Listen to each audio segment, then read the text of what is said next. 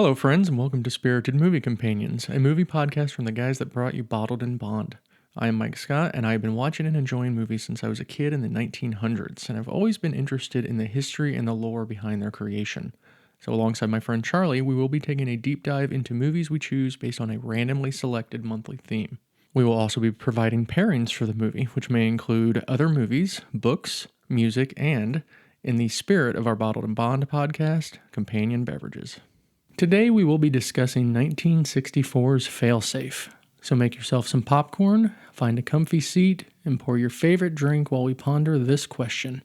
Where were the funny parts? This is episode 8, Failsafe.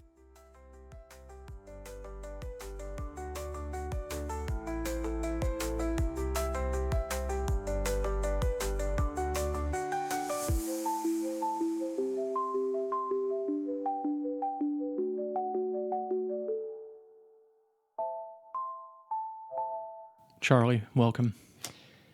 Thank you, Mike. You know, we should have had some kind of dirge as the intro to this or something, right? I mean, Or just that really high screeching. there you go from the phone. Oh my gosh. Immediately everybody shuts it off. All 6 listeners we have shut it off immediately. Yeah. I can't wait to talk about the phone, the physical phone. Nice. So yeah, this is the second half of our Make It a Double theme. You know, obviously we did Doctor Strangelove, so what better movie to pick than Failsafe? And I think you'll agree at this point that it made a lot of sense to pick this as a double feature. I think it did. I mean, it's like the same movie almost. We have 2 companion beverages today, and we're starting off with one of them right now. We are having a Black Russian, which is 2 ounces of Belvedere vodka and 1 ounce of Cafe Granita coffee liqueur. Wow. So All right. cheers. Cheers. I can't wait. I didn't even try have any this. assistance to make these. I made them all by myself. Wow. We didn't have to like zest anything or get any peel or anything. Ooh, that's good. That's really good. Yeah, the coffee flavor really comes through It in that does. for sure. That's very tasty. Later on, we'll be having a smoked Manhattan, which will take a little more time to put together. But Yeah, I like the sound of that. I like my choices here. Black Russian, smoked Manhattan. Yes. Pretty good. We have one listener email again. All right. The Countess Tracy again. This is about Dr. Strangelove. After listening to your reviews of the movie, I think I like it a bit more. I think if I rewatched it, I would find myself laughing at those funny lines more than the WTF moments. So I think she went into it not really understanding how much of a like satire and comedic, kind of thing it was. And Yeah. kind of just thought it was weird. Well, it is. But yes, you have to, and you have to be able to laugh at the ridiculousness of human situations in the face of nuclear annihilation. Right. Because what else are you going to do? Cry? Exactly. I know. Exactly. Right. But I guess that's what's so good about it is all these normal, stupid human things. Humans are the ones running this whole stupid thing with these nuclear weapons. Like, it's actually a terrible idea. Yeah. So we'll get some recent favorites here. Both of us did something we don't normally do. You Ooh. watched a movie on your own, did of watch your own a choosing. movie. I I didn't even choose it. Yeah. I'll let you in on that when it's time. But yeah. So I don't often go to the theater, but I did go to the theater Friday to watch Christopher Nolan's The Odyssey. And it's one of the greatest movie experiences I've ever had. It was Well, so it's all amazing. it's cracked up to be. It was, for me, it was all it's cracked up to be. Have you read The Odyssey? In college or Okay. high school. The funny thing is, I took Greek and Roman mythology both in high school and in college Yeah. because I love Greek and Roman Yes. mythology. But I don't remember which time I read it. But I did read it one of those times. I recently read both of them with a new translation by somebody by the name of Emily Wilson. So all this year, basically every week, I read 2 books. So we started 2 books of the Iliad, and then went through the 24 books of the Iliad, and then the 24 books of the Odyssey. Odyssey is a much more enjoyable read. The Iliad really gets bogged down. I was going to say, I can't remember a couple years ago, I started to read the Iliad. It's very dry. It is. And It's- very repetitive. I was like, oh my gosh, this is just like not going anywhere. The Odyssey, like stuff happens, right. right? And people are, they encounter weird things. People are trying to go take over the castle and marry what's her face, because they think that Penelope. yeah, they think that Odysseus or whatever is never coming home. Because I mean, he didn't text or anything I to know. let him know for that whole 12 years. Not even an email. I mean, come on. Yeah. That's just downright rude. Right. I also watched. Maybe he had no service. He was out. That's true. Yeah, That's true. Poseidon knocked out the cell phone towers. exactly. I also watched Project Hail Mary, which Okay. is, came out this year, and that was also really, really good. I think you will like that one when you get to it. Okay, I would like to watch that. So let's talk about what you watched, Charlie.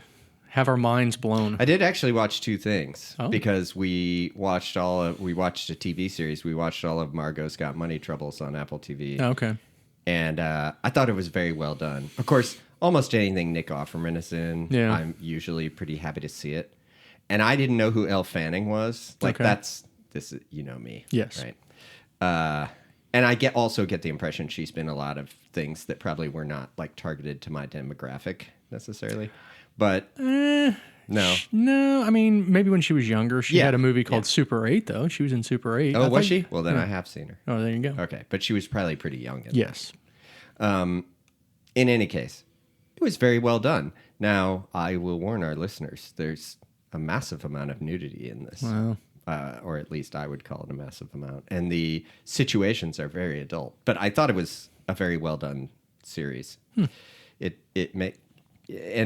has its ups and downs. It makes you very nervous at one point that things are going to turn out terribly, but you Yeah. know how it goes.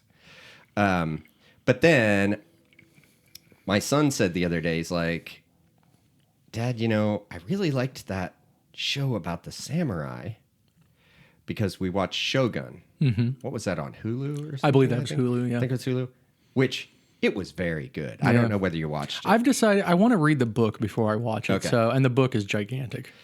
Well, let me tell you, I think the show is really well done. Mm-hmm. Show is very entertaining. He liked it. So he wanted to watch something about samurai, and we had already watched The Last Samurai, right? Oh, the Tom Cruise movie? Yeah. Okay. We had watched that.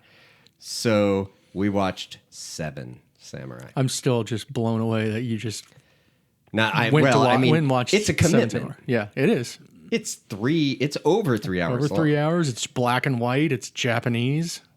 Here's the thing, Mike. It's extremely entertaining. Yeah. And I was surprised the amount of humor that's in it. It's very funny at times. Yes. Right? A lot of funny stuff happens in there. And it's well filmed. I mean, honestly, there isn't a ton of dialogue. Like Right. there is dialogue, but there are definitely sequences without dialogue. But I really, really liked it. That's a lot. amazing. And now I know that they stole the entire story for A Bug's Life. Oh, really? I haven't seen It's- A Bug's Life in a long It's time. the exact same movie. I'm like, these bandits are the grasshoppers. Wow. And these samurai are the circus people they hire to help them fend off. I mean, it's the same thing. They're farmers, right? The Yeah. ants are farmers. Yeah. And they need to fend off the grasshoppers who steal all their grain. That's It is funny. the exact same story. Now, you've seen The Magnificent Seven, right? I have, although it's been decades. Which obviously is also the exact same story. Yeah, and it makes sense why somebody would have seen this and said, we could do this as a Western Right. easily, right? Because the situation in sort of a lawless Yeah. Old West could work exactly the same. And I can Yeah. totally understand why. If you were going to make this for an American audience, you definitely would do that. And that movie, in my recollection, is also very good. Yeah. I think it's well regarded, right? Yes, it Magnificent is. Seven. It is. Yeah, it's a good movie. But Seven Samurai, I was surprised how much I liked it. I really, really enjoyed it. There are two actors in Seven Samurai that I have seen in a bunch of movies. And we Okay. will, now I'll have to pick another Kurosawa for us to watch at some point. Because if you liked Seven Samurai, there's many other ones you'll like too. Well, have I seen that main samurai guy in anything else? The older one or the crazier younger one? Well, either Slightly one, younger but one. the older one. Okay, so the older one, his name is Takashi Shimura. I think I got that. Shimura. Takashi he Shimura. looked familiar to He's me been for some in reason. he's been in a ton of Kurosawa movies, but I don't know that you've seen any. But I really love him in a movie called Ikaru, which Yeah, I is haven't seen very that. different from Seven Samurai. Now the other guy, the one that was kind of the wild guy that was like, That guy was very funny. chasing him around and Yeah. stuff, that's Toshiro Mifune. And he worked with Kurosawa a lot also. He was in a movie called Tora Tora Tora. And I would like to see that. I haven't seen that, but I would like to. we'll research this after to make sure I'm right, but I am almost positive he's in 1941. Oh, well, I could believe that. So I'll have to look at that. I could be wrong. Maybe we'll have to watch that at some point. Maybe. That, it almost would fit in with our next month's theme in the sense that It's really bad. Very, you know what? It's probably not as bad as you would think, but it is very famously not as good as it should be or you'd expect it to be, being from Spielberg. You know what I mean? Yeah. I mean, there's Almost no way. like a famous flop, right? Like kind of like I don't know. I never saw Waterworld, but I'm not sure it's terrible in Yeah. the same sense as what we're going to watch, but a gigantic failure in the sense that people didn't love it as much as they were supposed to. And just to confirm, Toshiro Mifune was in fact in 1941. He was the Japanese commander. Imagine that. All right, of like the submarine, Sure. probably. I've never seen it, so sure. Yeah, there's a submarine. But, involved. And Slim Pickens is in there, Of course he is. and he's good. I love Slim Pickens. Yeah, I think you're going to have to watch it again. It's not the greatest movie ever made. Yeah. But it has its moments. Now, of course, I saw it as a kid, so we thought it was hilarious. Yeah. Right? I mean, we didn't really understand why people didn't think it was great, but I think at some point you'll have to watch it. At the end of this episode, we will reveal the two movies we did pick for our August theme, which is well drinks. So Yeah. we are having crappy drinks with crappy movies. I think we picked the crappiest of the crappy. I mean, these are on a shelf so low Mm-hmm. that you have to go into the basement of the liquor store to get these Yes. drinks. Yep. They're I mean, usually it's the stuff that's in plastic, right? Yeah. But these are in like milk cartons. They're so low your fingers burn as you try to grab them. Exactly. Right. Let's go to our one shots. So my one shot for failsafe. Who'd have thought President Henry Fonda would be the biggest mass murderer in history? Yes. I sort of had two things picked out. Neither of them is that wonderful, but the first one is just second funniest movie about nuclear annihilation I watched this month. Nice. And also, fail safe or fail.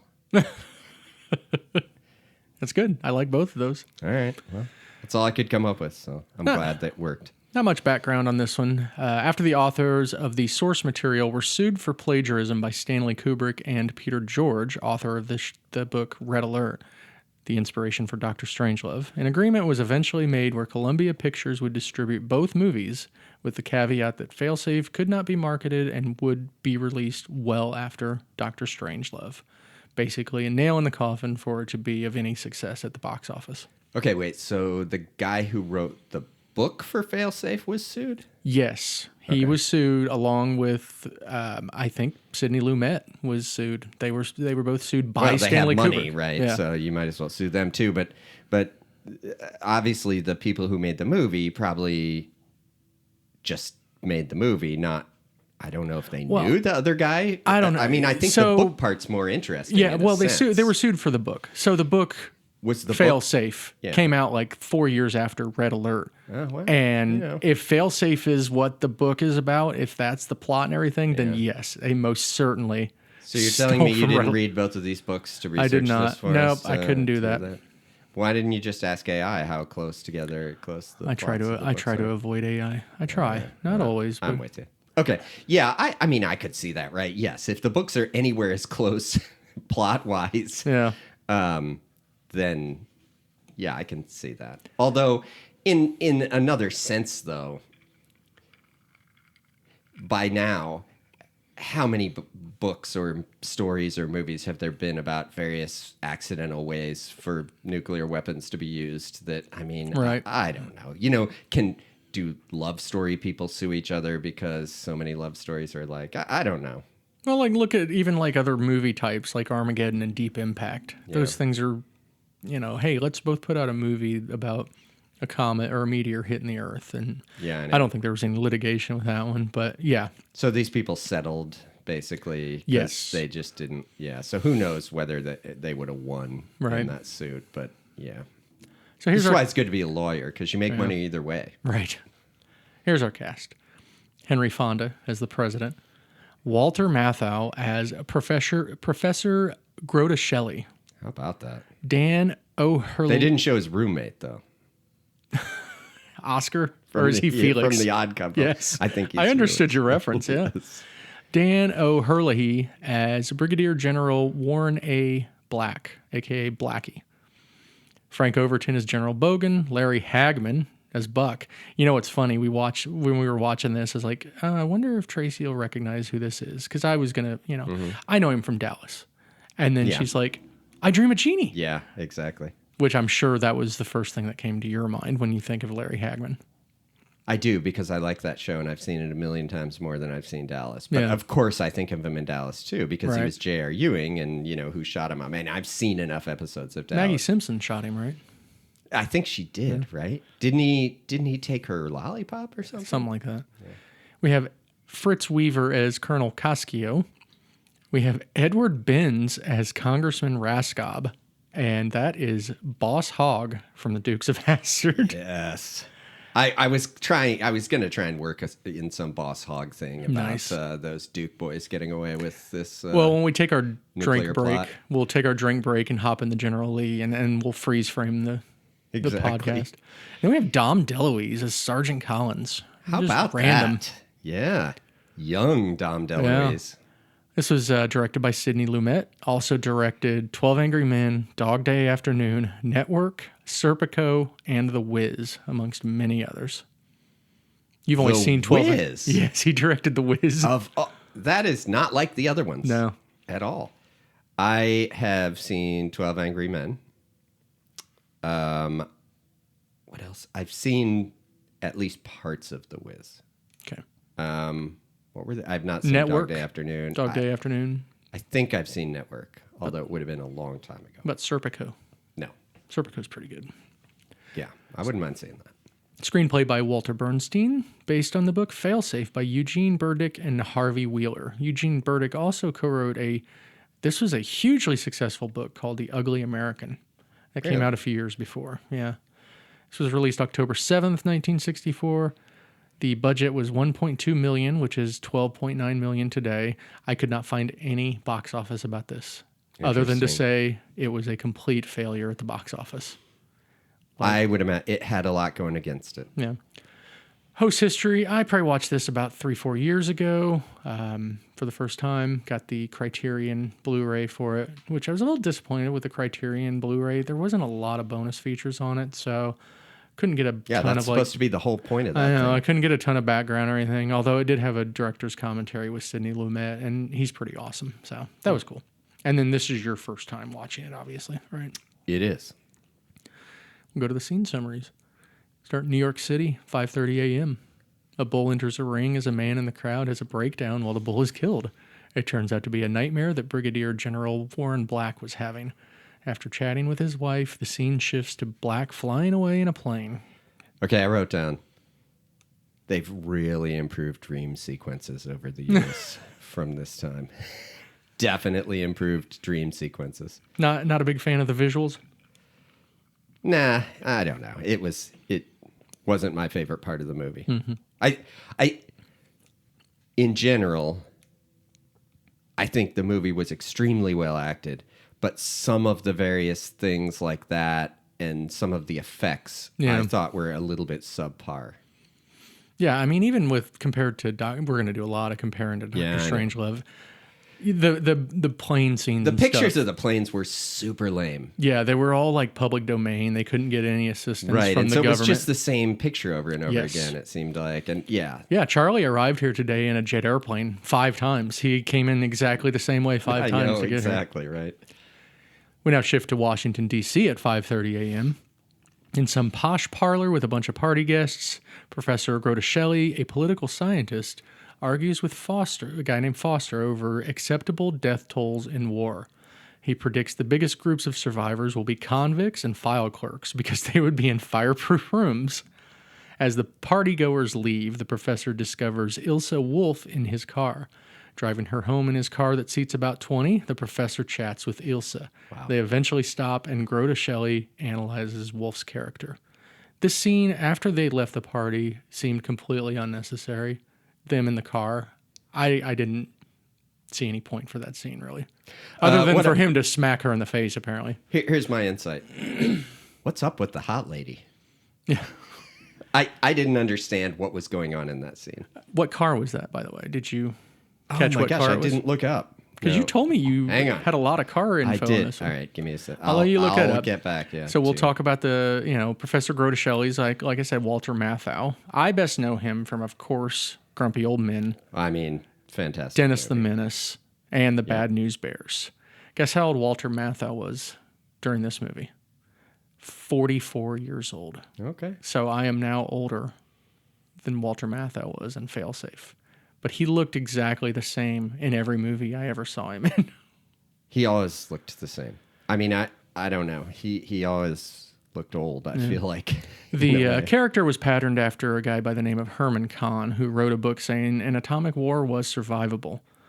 This character struck me as a combination of Jack D. Ripper and Turgidson, but Yes. completely stoic, just serious, not, just analyzing the facts of it or whatever. Okay. They were in a 1963 Ford Thunderbird, Oh, Thunderbird. which is a car that my father definitely might have driven because back in the old days, Mike, I mean, I know you did this, but back in the old days, people would buy a new car every 2 years, like even before leasing. Partly, Yeah. I think, because cars weren't that good, Yeah. And so his mother would always get these Ford Thunderbirds, and then after 2 years, he would get to drive them. Yeah. And he had one where, like, the first day he had it, it got totaled. Driving through an intersection, someone flies through the intersection, totals the car. Can't Oops. even imagine how terrible that would be. Yeah.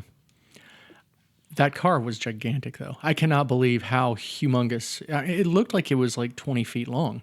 Yeah, I know. Insane. Cars were very large. I bet it got great gas mileage, too. Yeah. So we have just something else I wanted to point out. This guy named Foster that he's arguing with, the bald guy, that's Dana Elcar. Okay. If you ever watched MacGyver, Dana Elcar played Pete, which was like his best friend in the show. Really? Yes. He looks almost the same, too. Yeah. But you have to have watched I a did not make the decent amount of it. connection. Yeah. By the way, I just had a note here that you grew up around black tie parties like this that lasted until the early hours of the morning. Always. Yeah. All the But time. were they key parties too? They were for our neighbors across the street. Nice. Not us. We now go to Omaha, Nebraska, 5:30 a.m. But by the way, Yeah. the driving in this movie, the effects for the driving are just awful. If you're looking at the background, as I did, the driving scenes are very distracting, much like Airplane. Yeah. But they're doing it to be funny. Right. But the I mean- driving scenes are really bad. Dr. No was 2 years before this, and Dr. No's were way better. I mean, Yeah. they just had that rear projection thing. Yeah, But yeah. I mean, you know what they're doing, but still, these were not good. That car would have been jumping all over the place if, like, it was really shaking as much as it looked like from what the background was doing. Okay, so we're in Omaha, Nebraska, 5:30 a.m. Air Force Colonel Cascio receives an urgent, possibly threatening call. He tells an airman he is going to town for 30 minutes. As he leaves, General Bogan calls for him. Informed he is in town, Bogan heads to the flat where he finds Cascio with his downtrodden parents. Driving away after leaving the flat, the colonel and Bogan discuss an upcoming meeting, ignoring the situation Cascio was just in. Did you like the general suicide doors in that car? I did. That was a 63 Lincoln Continental, Nice. which famously had those suicide doors. I mean, yeah, great stuff. This scene was kind of weird too. It's like, why is this in here? Which you do eventually find out why it's in here. It Yeah. explains the whole character of this colonel, who the colonel is kind of like Jack D. Ripper in that he is clearly a conspiracy theorist that's losing his mind. Yeah. We now go to Anchorage, Alaska at 5:30 a.m. We have two soldiers playing pool and discussing planes and the good old days. They're told it's time to fly, and that's where we have 5 of the exact same jet take off 5 times. You just hit any ball when you want when you play pool? Did I you know. notice that? I noticed. It drove me crazy. Tracy's He like, hit why it- didn't they hit the cue ball? He hit like at the 9, like it was a stripe. Yeah, it was so I weird. was like, what? I mean, I'm sure they're acting and he's just walking around the table concentrating on his lines, Yeah. right? And he's supposed to be playing pool, but they aren't really playing pool. But it's very, very distracting. The that airplane taking off footage was bootlegged. And Sidney Lumet talks a lot about rental houses in the commentary. I guess that's how they get like their equipment and stock footage and stuff. They went to these rental house things to get it. But he said it was hard to find any, and then the U.S. government wouldn't provide them anything, so that's why they just had to show the same shot 5 times. Yeah. These guys definitely looked old. These pilots, they looked older than pilots. Mm-hmm. I'm used to pilots looking even in Top Gun, in which case they probably were older than real pilots. But Yeah. We now go back to Cascio briefing Congressman Raskob about the capabilities of the air fleet and intel on the Russians. General Bogan then details the failsafe process, which are fixed points on the perimeter of the Soviet Union. A lot of this explanation was like exactly the same as Dr. Strangelove. Yeah. The jets fly to these points and are to turn back unless told otherwise. The failsafe box is used to send the planes in for attack. Radar picks up a UFO, and then, so they're looking at all this, they see that there's a UFO headed for Detroit. It's probably aliens. Do we really need to stop that? Yeah. As the timer... Sorry, Detroit, that was a joke. Nice. As the timer for failsafe reaches 7 minutes, jets are scrambled to identify the UFO, which they believe usually is something like a commercial airliner or a flock of birds, or maybe even a flock of seagulls. Wow. So like I said earlier, this the Congressman Raskob is Edward Benz. Like I said, he'd later become boss hog of Hazard County. He was 34 in this movie and looked like Patton Oswalt. I got a big Patton he Oswalt. did not look like Boss Hogg. I like that he said something like, talking about these overhead satellites that could. They said eventually this technology, I don't know if it's happened yet, but eventually the technology would be able to pinpoint actual people from the Yeah, I satellite. He was like, I'm worried that they're going to see my hair. I'm losing my hair. It's like, dude, your hair's already gone. I know. They also said it could detect a whale breaking wind? I wrote down. I don't remember Yes. That Wow. was funny. that. That is funny. So there was a little humor in this movie. Anyway, still the second funniest one about nuclear annihilation. Yeah. We go to Washington now. Numerous military officials chat while waiting for the meeting to commence. Blackie talks with another general about Grota Shelley as the Secretary of Defense enters and starts the meeting. Grota Shelley discusses whether limited war is possible with nuclear weapons. Oh, yeah, it's totally fine. Yeah, General Black believes wars should be stopped, not contained, believing there's no such thing as a limited war anymore. Seems like a solid position to me. Yeah, and Grota Shelley continues to argue against limited war. I really like General Black, of course. I mean... What are you advocating? Disarmament? Yeah. Like it was crazy. Like, well, that's a crazy thought. Yeah. That actor, by the way, is Irish, the General Black actor. We go back to Nebraska now. The UFO has disappeared with 2 minutes remaining until failsafe. So condition goes from blue to yellow. The color system for this is weird. It's like, so blue to yellow, and then the next one's like green, and then red. I don't know. I don't know where they... Apparently, those are the real colors that the real of ones? DEF CON. I read that. Yeah. Interesting. Yeah, it is weird. We see a little thing on the screen that says the UFO is not an air breather, so cannot be fully identified yet. All groups then reach their failsafe. What I liked about it, though, I thought the little text scrolling across the screens was actually kind of hilarious. Yeah. when it's like UFO not air breathing. Repeat, UFO not air breathing.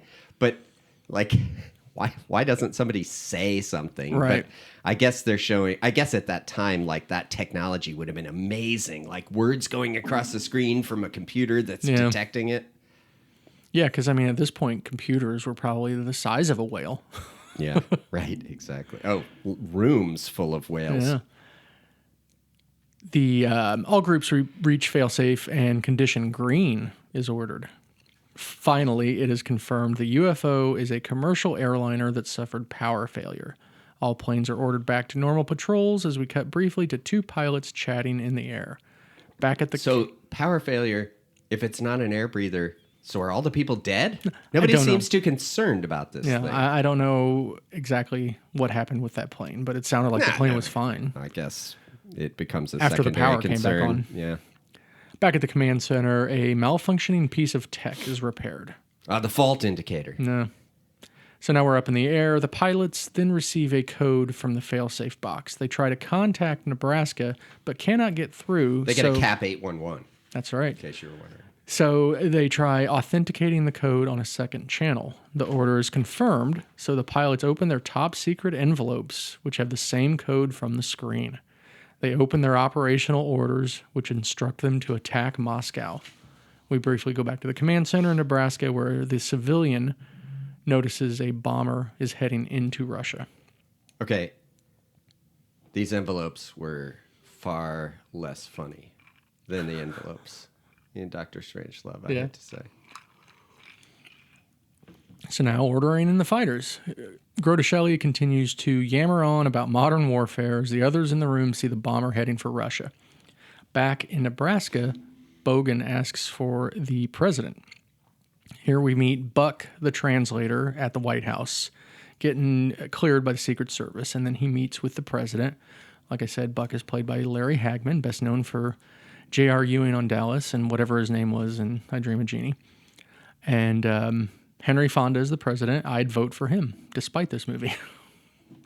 They say, everything I said, like Sidney Lumet was like, yeah, if Henry Fonda had actually ever ran for president, he would have won in a landslide. He seems like he was pretty beloved all around. The president, they're in like the basement or something, right? Yeah. Yeah. And then they go down further, it looks like.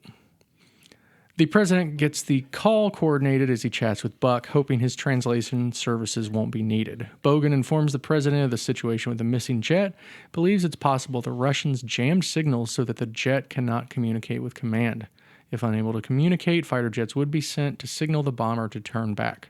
If they don't respond, they will be ordered to shoot down the bomber. We're now at the Pentagon, where the Secretary of Defense receives the call from the president, who asks for opinions on shooting down the bomber. Grotescelli, the psychopath, believes it's premature to shoot down the bomber, but Black disagrees. The room tells the president the fighters should be ordered in, so he gives the order to Bogan. Cascio sends the fighters to go after the bomber to take it down. Yeah, and is this where nobody wants to corroborate the order? And that's when we see Dom DeLuise. Oh, that's a little later. Okay. Because that happens after we start getting the communication with the Russians. Oh, okay. Yeah. Oh, that's right. That's the Russians. But yeah, I mean, they do a lot of deliberating about whether to shoot down the bomber, which and they also know that the fighters are really not going to survive because they have to go so far that they're going to run out of fuel and they're not going to be able to get home. Like, it's a tough choice, but at the same time, one that you just have to make. But boy, Walter Matthau really wants a nuclear war, doesn't he? Yeah. Like, he's very excited about it. One of the things, like from earlier in the movie, he was like, "Yeah, we could limit deaths to 60 million instead of 100 million," and the other guy's like, 60 million, and Grotescelli just refuses to, comprehend. Yeah, but we'll win. Right. Yeah, but we'll win. And I mean, that's what's very so much great. Turgidson with stuff like that. I know. It's crazy. So now we have the president pacing the room, chatting with Buck while they wait for word on the fighters' attempts. He gets the Pentagon and Nebraska on the line. Gordon Knapp, the civilian, he was like some defense contractor company representative or something. He was the older guy. Discusses increasing technology becoming increasingly prone to failure. Cascio believes the Russians believes the Russians may be tricking the Americans to start a war. Grotescelli thinks the Russians would surrender, believing the Americans might have a doomsday system. So here we get our reference to the doomsday system. Bogan disagrees as Grotescelli continues to push for an attack. The fighters try to shoot down the bomber but are unsuccessful.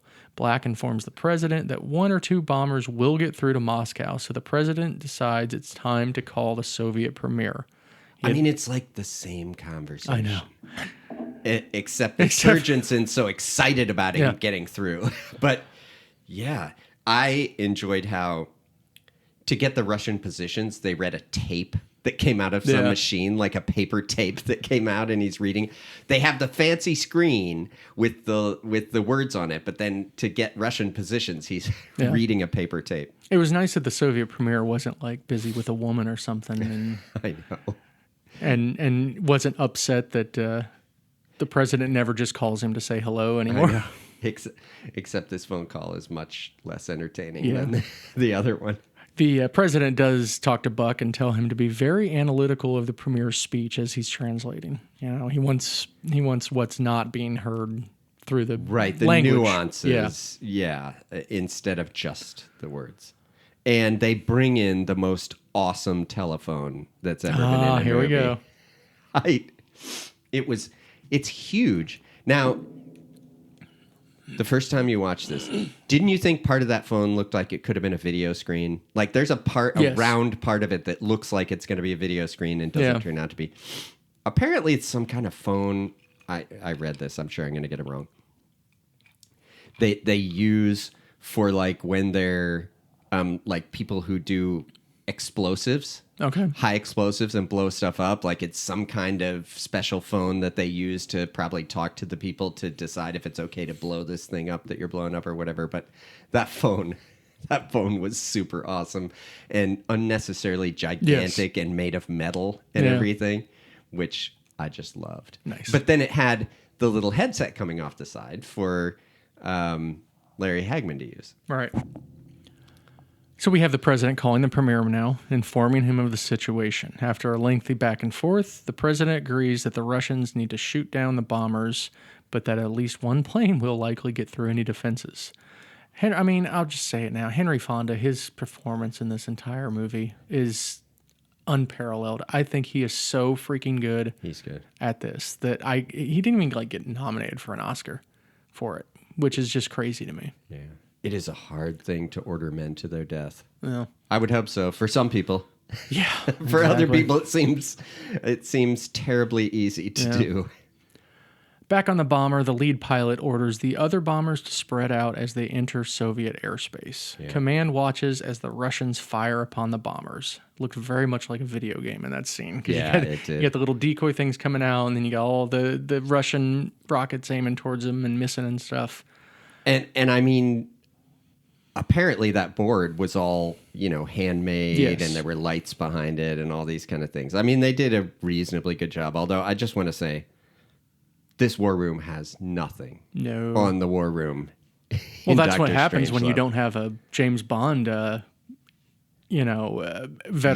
doing designing your war room. Exactly. Well, Lumet was talking about, this was a pretty low budget movie. Yeah. Lumet was talking about how they scrimped and saved just to even build what they did build. Yeah. Like there were people behind, you saw the tapes on the in all those machines up on the second floor that were spinning. Somebody was behind there spinning all of them. They all had to spin at the same time. They could only spin so much before they stopped.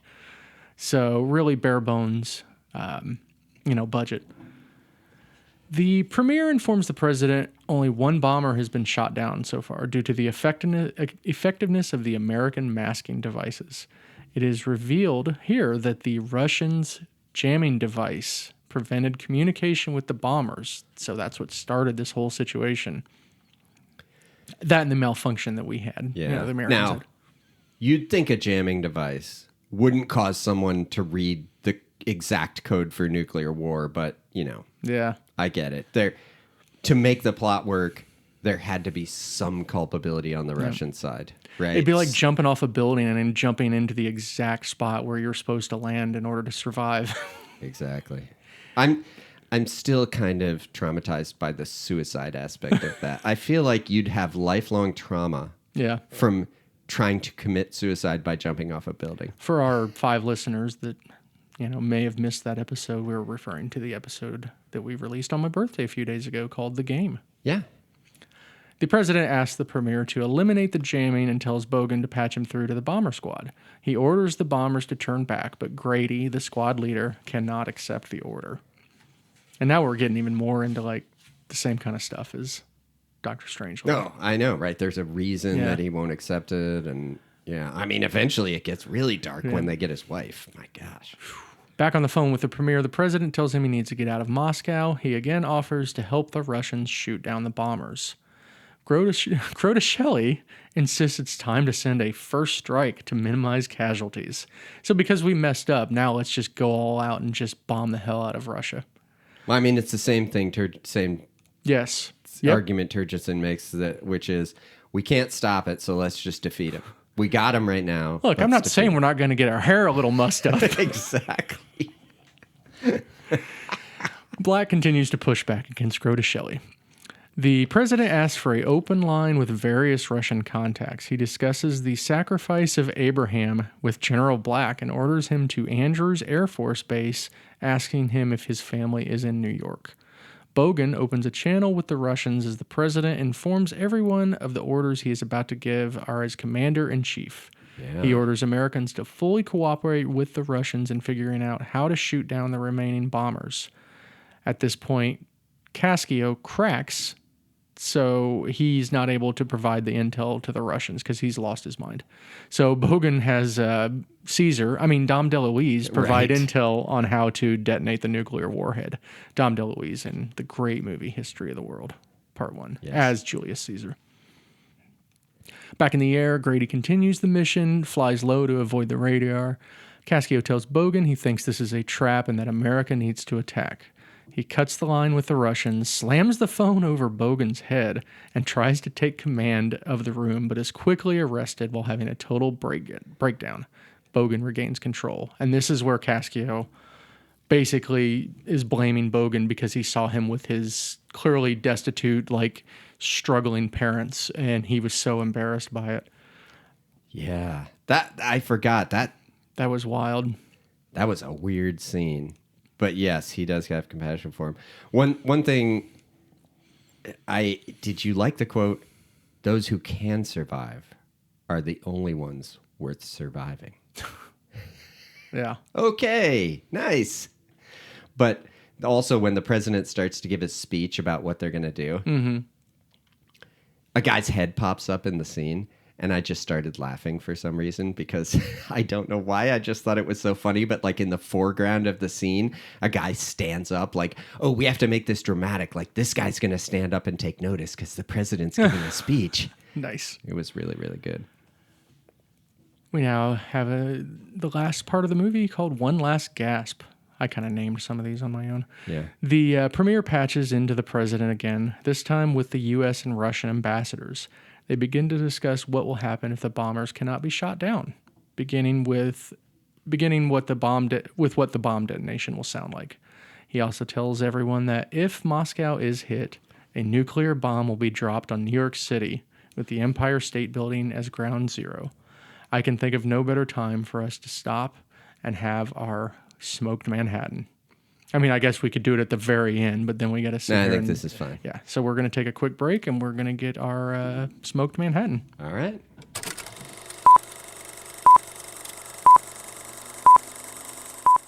We are back with our smoked Manhattan, prepared by me. I know. With Can you believe it? my own little touch on it, because I made it, I lit some I don't wood want to chips. know what your little touch is. Chekhov's crank. Yeah. Exactly. It's smoked. It's a Manhattan, so it's a normal. It's got rye whiskey and sweet vermouth and everything. It's got brandied cherries in it. But before I poured it, I put them on my little smoker. Yeah, so I'm excited for this. Cheers. Cheers. smells so good.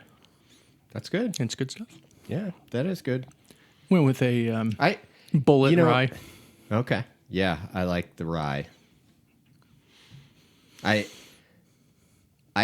might even like these better than old fashions. Like people like old fashions, but they tend to be a little sweet. Although some of them aren't as sweet anymore when people make them as they maybe used to be. But these are good. This was my dad's drink that he always had. Oh, okay. And we would always be excited because sometimes he would finish the drink and we would get to have the cherry. Nice. Yeah, I'm interested in these brandied cherries that I've had soaking in brandy all morning. I mean, I already like maraschino cherries, right? So they can't be worse. Can't make them worse by adding brandy to them. They're going to be good.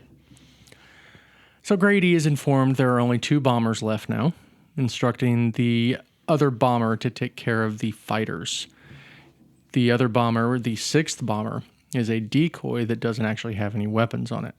The Russians shoot it down, despite Bogan pleading not to dispatch fighters away from the main bomber. He keeps telling them over and over. Yeah, get that other one. They one. don't have any this weapons. One's fake, yeah. And then, like, after whoever does it for Russia, he, like, collapses or something, and I don't think he died, but he collapsed and they had to take him away because he realized he just screwed up badly. Yeah. This all happens very quickly, too. Yeah. One of my favorite parts of the whole thing is when he's agreeing to blow up New York City. I like it. It's like, hey, guys, do we have any like critical papers in New York City? Yeah. We got important stuff, but nothing critical. All right, we'll blow it up then. Yeah. I mean, not the 10 million people we're going to kill, but do we have any like documents over there that we need to get? Like, I got a little comment about the that. people. Yeah. Let's get the documents out. Yeah, I got a little comment about that. But before that, Grady's wife, Helen, arrives at command as Grady strategizes to counter the Russian rockets. As Helen pleads with Grady that there is no war, the Russian missiles get disabled and the bomber continues on its path. Grady tells the crew they will fly in low to drop the bomb so that the bomber goes with them. Okay. This is gut-wrenching. Yeah. Because she knows what's happening. Mm-hmm. He's obviously been instructed to ignore this exact type of thing, right? Yeah. It's the same type of thing that there was in... The funny thing is, in Doctor Strangelove, they take it so far as to explain that Plan R has to do with retaliation for something already happening and the base is taken over. We don't even have that here, but it's still clear that they've been instructed that once they're given the go, no other order can stop it. Which is just insane. Is probably a mistake. Yeah, like they couldn't just say to the wife, tell him something only you would know. That nobody else could possibly know. A guy with a gun to her head could tell her that too. I guess. I mean, I think the theory is there's nothing she can say that's credible because we must be having a nuclear war. Although that is one area where I thought that the whole existence of Plan R really made the plot make more sense. Because Plan R, specifically, those guys in the plane knew there had already been a nuclear strike based on Plan R, and that any communication would be compromised. Whereas in this case, there's nothing. They've gotten the go, but it didn't tell them why they got the go, and you would think that the President of the United States could still call it back. But I guess for them, the thing was, well, they didn't change the code on the plane, although... Once the Russians stopped the jamming, I don't know why they couldn't change the code on the plane and send the right code. I don't know. Just now, I discovered I have problems with this. Back at the Pentagon, Grotescelli believes 3 million people will die immediately in New York, with up to 2 million more dying within weeks. He then states... Shows you how many fewer people might have been in the New York area at that time. And then here's your little comment earlier. He then states the economy depends on them rescuing as many corporate documents as they can. Why weren't they in the cloud? I don't know. You would think they would be fine because they were all in the cloud. I know. They're in a cloud, all right. Well, I don't think they rescued any corporate documents, but... No. I mean, Yeah, I just found that kind of humorous that Yeah. that's what they're discussing. Oh, of course, I mean, 'cause he 3 million hates people are going to communism. die, but like, are there any papers in there that we can't replace that we don't have photocopies of? All right. Wonder if they had photocopiers in 1954 or whatever. Was it 64? 64. I think they did. They had something. It wasn't Probably. like I don't know if they were Xerox, widely but- available, but Yeah. maybe the government had it. I don't know. That's a good question.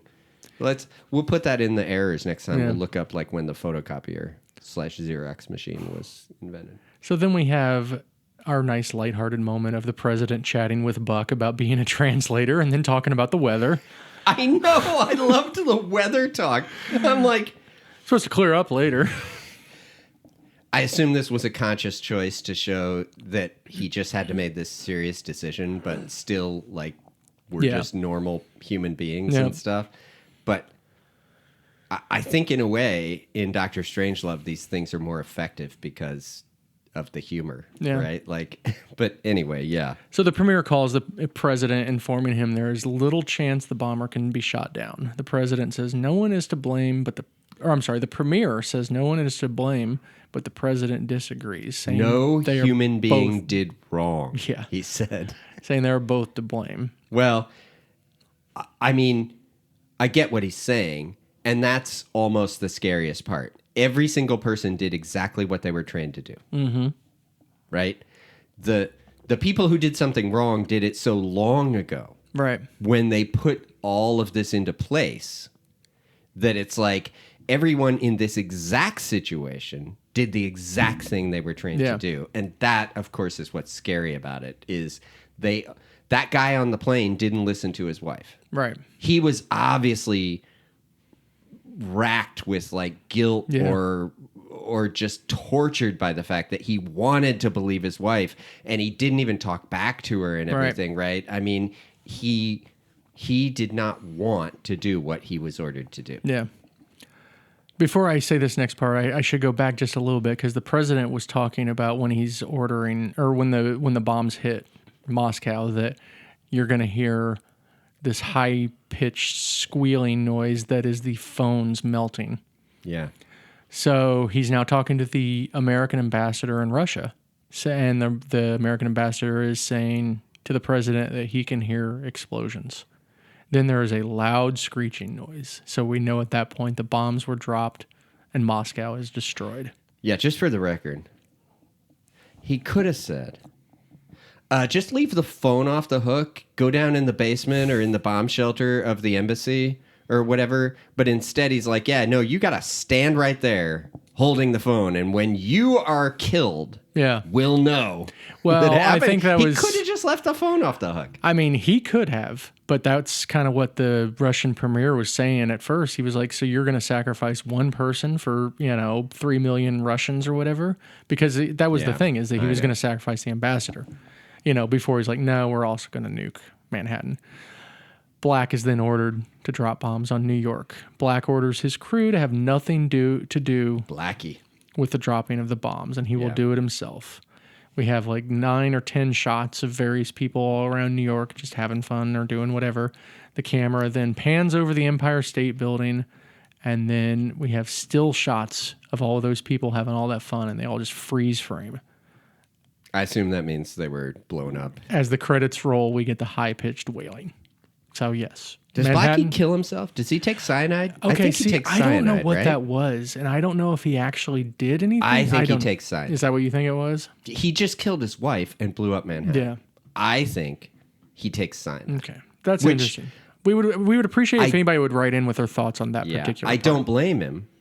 Like, Yeah, he just killed his wife. yeah, and And all 3 of New million York people. City. Yeah. Right, exactly. And there's going to be an inquest, and there are going to be congressional Yeah. trials, and there are going to be years of reckoning with this, right? A lifetime. Yeah. But that was my take on it, was that he was taking cyanide. And did you also notice how he said that I'm the matador, Yes. like at the end? Yes. So going right back to the beginning of the movie. Yes, from the dream. I know. Well, I guess an unexplored part of this movie is, are premonitions real? Exactly. Right? This was I a mean, science fiction maybe movie. there's a supernatural aspect of this that we haven't explored. Mm-hmm. This was inevitable, Mike. So did you see the disclaimer after the credits? Did you No. watch? Okay. Did I watch after the credits? So after the credits, the producers... there was no gag reel. Why would I keep watching the credits, Mike? Wouldn't Well, that be awesome? they did have the Naked Gun freeze frame at the end, but it was just the people right before they were destroyed. There was a disclaimer after the credits. And if you'll remember Dr. Strangelove, this pretty much the same disclaimer They was had at their the beginning. disclaimer at the beginning when actual human beings might see it. The producers of this film wish to stress that it is the stated position of the Department of Defense and the United States Air Force that a rigidly enforced system of safeguards and controls ensure that occurrences such as those depicted in this story cannot happen. At least not until they do. Right, I know, right? But, well, maybe it's the exact things in this movie can't happen. Like a million other circumstances could result in this same problem, but this precise thing couldn't happen. Yeah. And that's the movie. That's Failsafe. Okay. I have two companions. Sidney Lumet, the director, actually wrote a great book called Making Movies. If you're ever interested in learning, the processes and everything behind the scenes, it's a great book. And then, of course, you've already seen this, so our three listeners, 12 Angry Men. If you've never seen 12 Angry Men, starring Henry Fonda, directed by Sidney Lumet, it is a top-tier movie. It's very good. My favorite part is when it rains really hard outside the window. It's probably as hot here right now as it was there in that I jury know, room. right? In that room. Before, like, that's more like England where there wasn't, like, air conditioning like there is now. You know what I mean? All right, so we have our favorite characters, line, and scene. My favorite character, of course, is the president, just because he's the president, and it was amazing. The acting by Henry Fonda was just top tier. My favorite line is when Black and Grota Shelley are, bantering back in the Pentagon. You learned too well, Professor. You learned so well that there's no difference between you and what you want to kill. That's my same favorite line. Isn't it awesome? Yes. Yeah.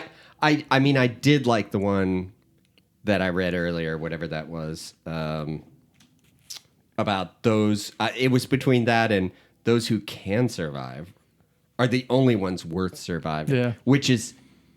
That's really dark. Yeah. That is super dark. But yes, that was my favorite line too. Nice.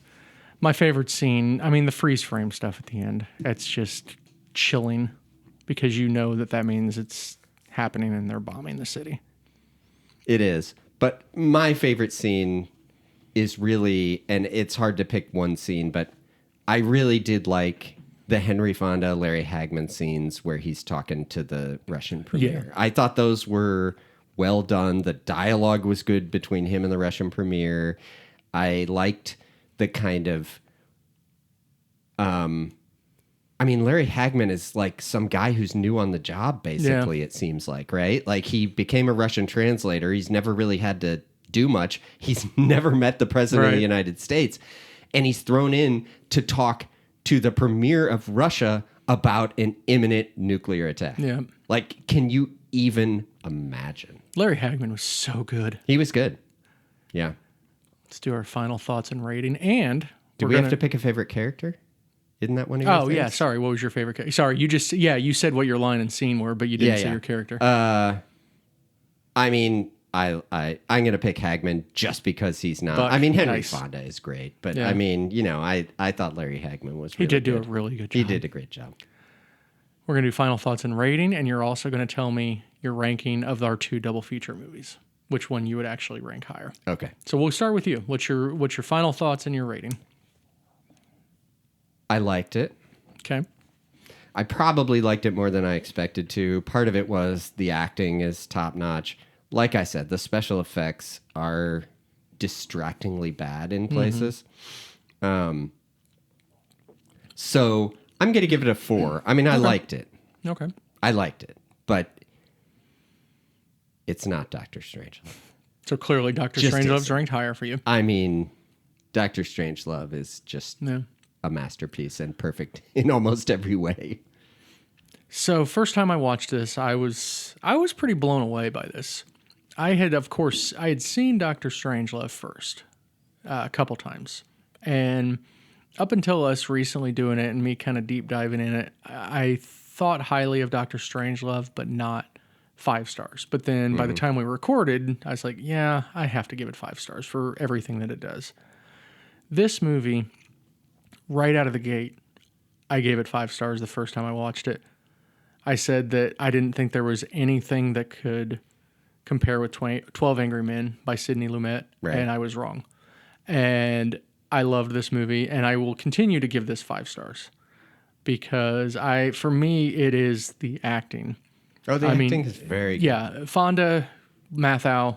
The guy that plays Black. You know, he's good. Bogan. He's very believable. The crazy as colonel military guy. general guy. Yeah, I mean, they pick the right people, and they do definitely inhabit their characters and do a good job with their characters. So yeah, still at 5 stars, and I think I am still going to put this one above Doctor Strangelove. Wow. Because I think that as a movie experience, as just the seriousness of it and everything, I think it just impacts me more.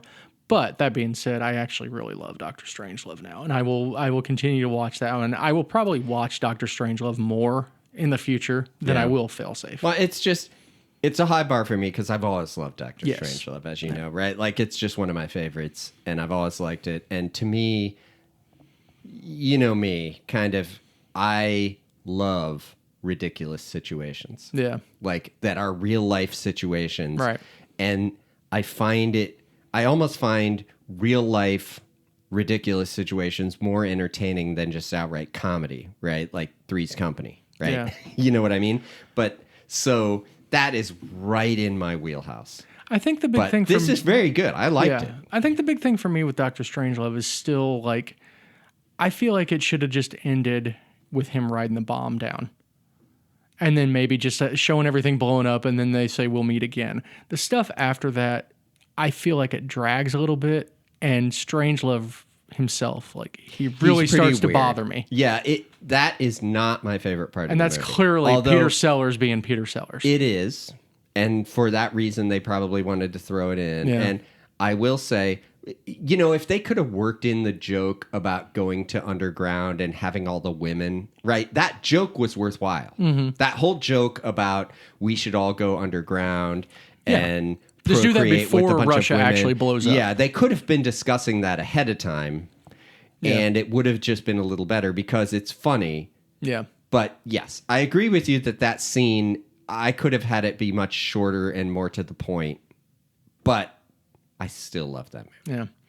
Regardless, great double feature. They're both good. It was a great double feature. And it was perfect as a double feature because of how insanely similar they are. Yeah. And now we know next time for double feature, A Bug's Life and Seven Samurai.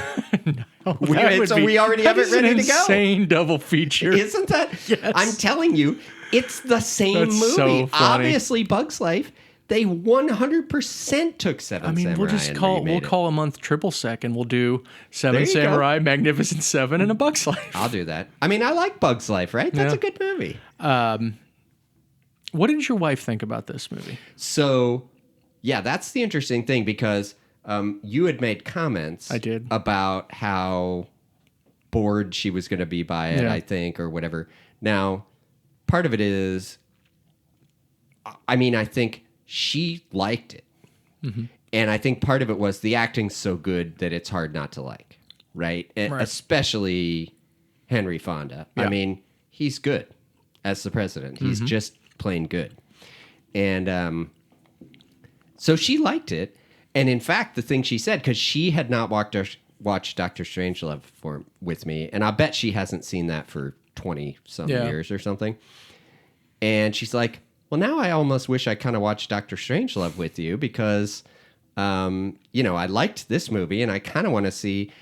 It's possible that she would like Doctor Strangelove more after having seen this, I think, because of realizing what's on the line and how Kubrick is really just commenting on these basic mistakes and silly occurrences leading to the annihilation of mankind, right? But he's more so of she liked you it. either cry or you laugh. Yeah, and he right? chose to laugh. And I think part of it is maybe maybe men tend to have a darker sense of humor. Like we can laugh at the end of the world and Yeah. kind of like, this is the end. Have you seen that movie? Oh my gosh, I've never laughed so hard as I have with She this. did Is the not End. like that. Yeah. Right. And I kind of get it, which is it. Here, I'm just going to get philosophical for a minute. Okay. We need music for this. Yeah. I mean, women's basic instinct is to basically the continuation of mankind and the nurturing of the next generation of mankind. Okay. So I don't think like horrible end of the world violence and all these things as often might appeal to them because it goes again. I mean, it's kind of like my theory of, I feel like if women ran the world, we might have fewer wars and stuff like that, right? Like, I mean, Yeah. because it's kind of stupid, Yeah. you know? But you look even in nature and the males are out there going, well, I just have to be dominant. I have to dominate. Like that's more important than my survival or the survival of anybody else. But in any case, so, you know, these people in these military movies like this, their whole job is violence, Right. right? So I really don't know if that's it, but she liked it a lot. Now, your wife, I believe, liked it pretty well as well. She didn't did. Yeah. She liked, her main thing with it was how much she loved the acting. I mean, she loved the acting in Yeah. it. So I mean, Henry Fonda's very good. Yes. And J.R. Ewing is really good. he is.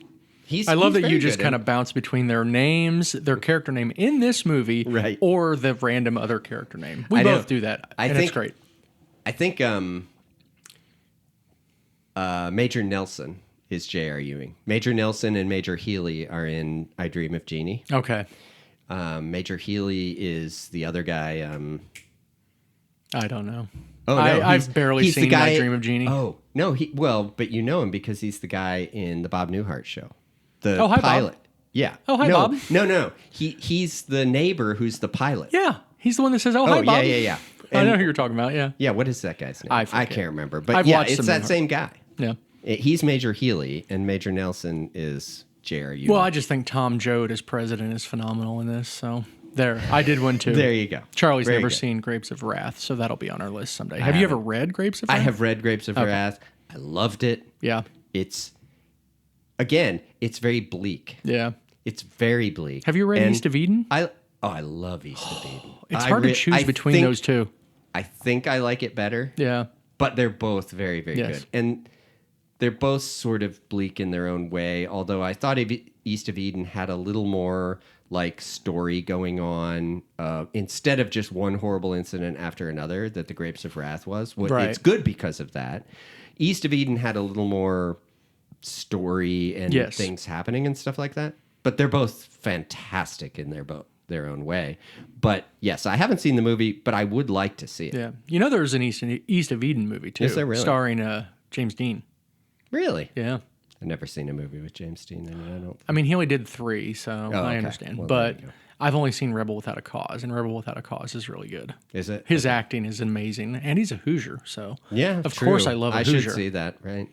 But that'll do it for that.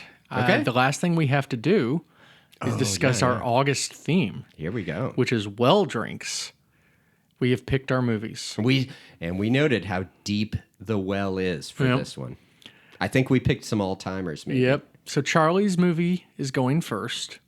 I picked The Room, which I have never seen, I have also never seen The Room. and I have heard that it is a terrible movie. Like I've seen tiny little clips of scenes. Yeah. And I've heard that people love to sort of like hate watch it and do drinking Yes. games to it and stuff like that. So I feel like it must be worthy of being a very bad movie. And we have our companion beverage picked out for it too. Yeah, yeah. So That'll be good. That'll be exciting.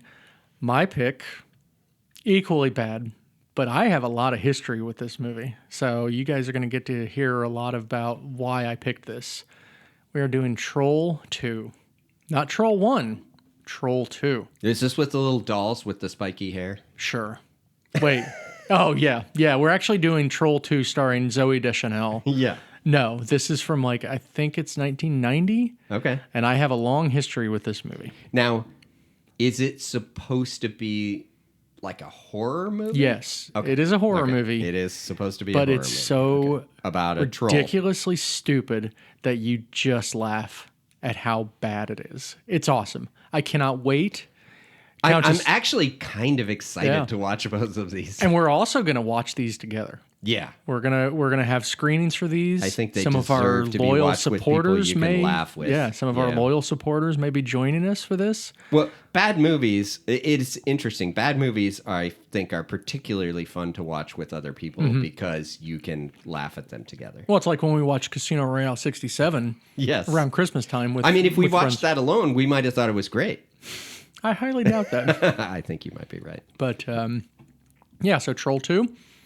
But we will be starting off with The Room.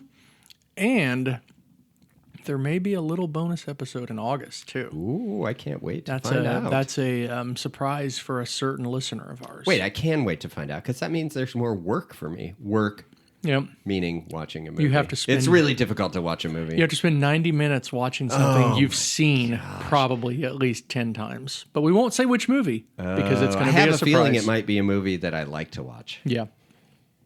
But that'll do it. Okay. Thank you, Charlie. Thanks, Mike. We hope you enjoyed this episode of Spirited Movie Companions. If you'd like to send us a message, you can do so at spiritedmoviecompanions@gmail.com. Until next time, make yourself some popcorn, grab a comfy seat, and find yourself a spirited companion. Goodbye.